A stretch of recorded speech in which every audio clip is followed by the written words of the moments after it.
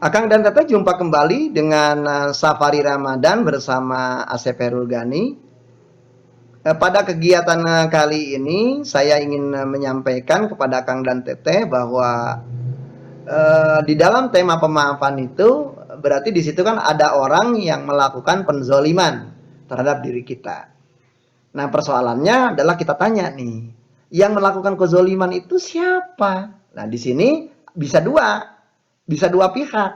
Pertama, yang melakukan kezoliman adalah orang di luar diri kita. Yang kedua, yang melakukan kezoliman adalah diri kita. Nah, pastinya Anda bertanya-tanya, mana ada orang yang menzolimi diri sendiri? Ya banyak, gitu ya. Banyak. Nah, tanpa disadari juga orang-orang yang penuh marah dan dendam dan kesal pada seseorang itu kan sebenarnya dia terjebak melakukan kezoliman. Tetapi ini ada juga yang melakukan kezoliman bukan karena alasan itu.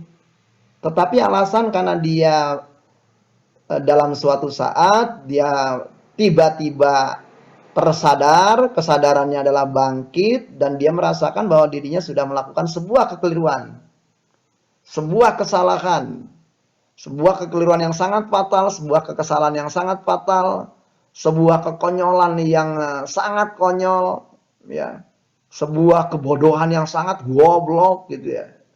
Dan dia menyadari itu, dan dia merasa bahwa perilakunya itu tak dapat diampuni sebenarnya. Nah, ada sejumlah orang yang mendapatkan kesadaran seperti itu. Dan pada waktu mendapatkan kesadaran seperti itu, yang terjadi pada orang ini adalah dia kemudian memandang dirinya adalah sebagai si pendosa besar, si orang yang tak mampu dapat diampuni, kemudian dia asik pikirannya dalam perenungan-perenungan yang seluruh tema-tema perenungannya adalah menyalahkan diri sendiri. Dan orang ini kemudian adalah, saya pernah mendapatkan beberapa klien dalam tema-tema self forgiveness seperti ini, dan tema-temanya yang paling banyak adalah mereka kemudian terjebak ke dalam depresi, mereka kemudian terjebak ke dalam upaya-upaya yang ujung-ujungnya sebenarnya adalah meninggal dunia. Ya, jadi ada upaya-upaya bahkan menyakiti diri, ada upaya-upaya bahkan untuk bunuh diri, ya karena mereka melakukan penyesalan terhadap kezoliman yang pernah mereka lakukan. Nah, apa yang unik dari orang-orang yang dalam tema-tema posisi ini ketika orang itu menyalahkan dirinya sendiri? Yang unik adalah jadi kalau misalnya memaafkan orang lain aja sulit, gitu ya. Nah, yang jauh relatif lebih sulit gitu kalau dilihat dari logikanya klien adalah yang memaafkan diri sendiri. Kenapa lebih sulit kan gitu ya? Nah, karena yang diributin, karena yang dipersoalkan, karena yang dimarahi, karena yang dikecewakan, karena yang mengecewakan. Yang dikecewakan diri sendiri, yang mengecewakan diri sendiri. Yang membodohi diri sendiri, yang dibodohi diri sendiri. Yang gak perhitungan, diri sendiri. Korban gak berhitung, diri sendiri. Jadi semuanya berputar-putar di tema diri sendiri. Nah, sehingga saya seringkali menggambarkan dengan sebuah analogi atau metafora, orang-orang yang sulit melakukan pemaafan itu terhadap diri sendiri adalah seringkali adalah seperti pengadilan yang dari awal sudah tidak imbang. Jadi ada pengadilan, kalau di pengadilan itu kan ada minimal kan ada 4 unsur di situ. Jadi ada tersangka, ada yang membela tersangka, ya. Ada jaksa umum yang menuntut tersangka, dan ada hakim yang menyidangkan dan mempertimbangkan ketiga pihak ini. Nah, di dalam tema self forgiveness, orang-orang itu sayangnya di pengadilannya nggak adil. Kenapa?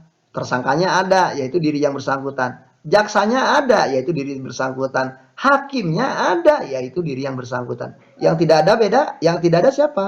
Yang tidak ada adalah pembela bagi diri yang bersangkutan. Nah, sehingga di dalam kegiatan-kegiatan untuk melakukan terapi pemaafan ini sebenarnya adalah orang yang bersangkutan adalah harus melihatnya jangan dari titik yang sudah. Kalau misalnya, waduh aku udah lewat, aku udah menyesal, wah banyak. Kalau kayak gitu ya udah, nggak ada jalan lain. Tetapi justru orang yang bersangkutan harus mulai melihat ke masa depan. Dia boleh saja berandai-andai. Andai kata Allah memberikan umur ke aku sampai 63 tahun dan sekarang aku umur 40 tahun. Oke, aku punya kesalahan di beberapa tahun sebelumnya. Tetapi Allah masih memberikan kepada aku adalah kehidupan untuk menjalankan hidup. Yang pertama berarti tanyakan, Anda punya tujuan apa yang paling mulia di dalam hidup Anda? Yang kedua, mulailah pikirkan cara-cara terbaik untuk mencapai tujuan-tujuan mulia Anda. Nah, seiring dengan demikian, jadilah Anda juga pembela diri Anda. Karena terlepas apapun pada waktu terjadi sebuah kekeliruan itu, bisa jadi sebagian klien saya menganggap bahwa pada waktu dia melakukan tindakan yang kelak disesali itu, itulah pengetahuan, wawasan, dia terbatas oleh pengetahuan, wawasan pada saat itu. Seiring dengan berjalannya waktu, dia banyak bertanya ke kiri kanan, ternyata dia punya wawasan yang lebih, kemudian dia sesali keputusan-keputusan itu. Nah, jadi mulailah belajar untuk menjadi relatif memaafkan kepada diri sendiri.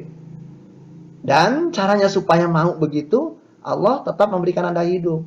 Allah memberikan kesempatan kepada kita adalah untuk melanjutkan hidup, dan melanjutkan hidup dengan cara yang lebih baik, dengan cara yang baru. Dan itu jauh relatif lebih baik, melakukan sesuatu yang lebih baik, jauh relatif lebih baik ketimbang tidak melakukan kegiatan baik dan juga tidak melakukan kegiatan buruk. Nah, jadi bagi para teteh dan akang-akang yang juga pernah pertanyaan ini terwakili gitu ya oleh para penanya ini, maka akang dan teteh bagi yang sedang mengalami kesulitan diri sendiri, coba deh akang dan teteh ambil kertas, ambil ballpoint, dan akang dan teteh tulis. Coba, misalnya pikiran itu kan adalah kata-kata yang ada di dalam benak. Kalau udah ditulis kan namanya tulisan, kalau diomongin namanya ucapan.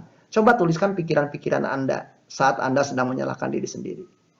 Nah, kemudian setelah itu nulis, coba Anda jadi pembela terhadap tuntutan-tuntutan dari jaksa itu.